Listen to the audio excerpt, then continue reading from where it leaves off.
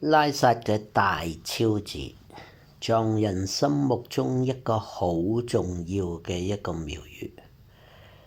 行幾年，行幾個月，徒步啦，或者3個月九扣啦，去拉薩祈福求神，去嘅廟宇大多數係大昭寺。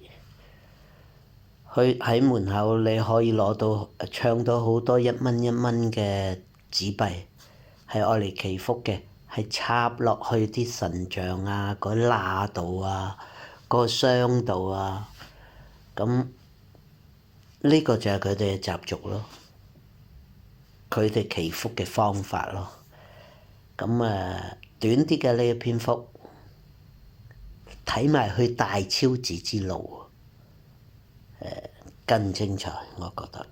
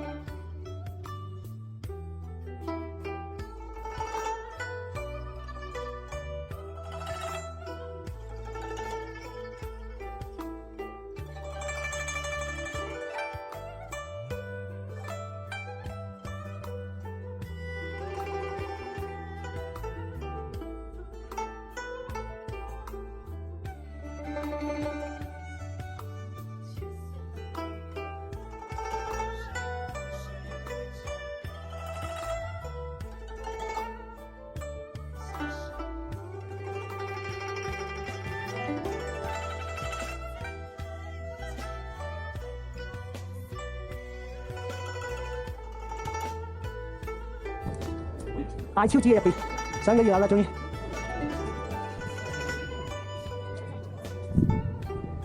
兜個圈影下相先。可能人太多，個感覺冇琴日咁深刻啦。